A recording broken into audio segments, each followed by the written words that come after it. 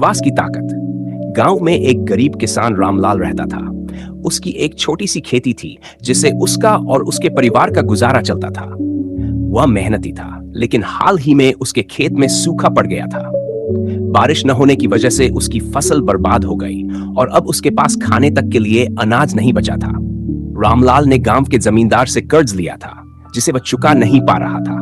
दिन ब दिन उसकी चिंता बढ़ती जा रही थी। गांव के लोग उससे कहते, अब तुम्हारी किस्मत में कुछ नहीं बचा, तुम्हें अपना खेत बेचना पड़ेगा। लेकिन रामलाल ने हार मानने के बजाय ईश्वर में अटूट विश्वास बनाए रखा।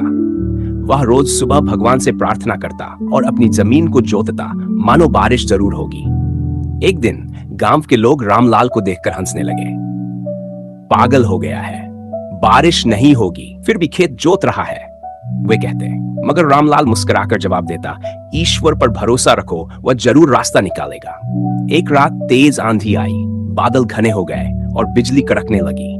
अगले दिन सुबह रामलाल जब खेत पर गया तो उसने देखा कि तेज बारिश हुई थी। उसकी सूखी जमीन अब नमी से भर चुकी थी। वह खुशी से झूम उठा।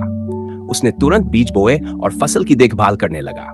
कुछ महीनों बाद उसकी फसल लहलहाने लगी। इस बार उसकी फसल पहले से भी अच्छी हुई।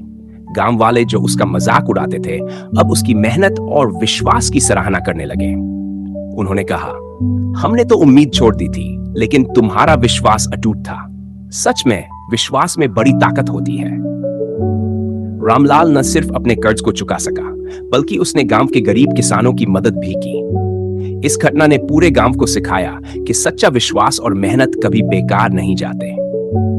सीख, जब जीवन में कठिनाइयां आए, तब हार मानने के बजाय ईश्वर और अपनी मेहनत पर विश्वास बनाए रखें। कभी कभी परिस्थितियां हमारे धैर्य और संकल्प की परीक्षा लेती हैं, लेकिन अगर हमारा विश्वास मजबूत हो तो जीत हमारी ही होती है।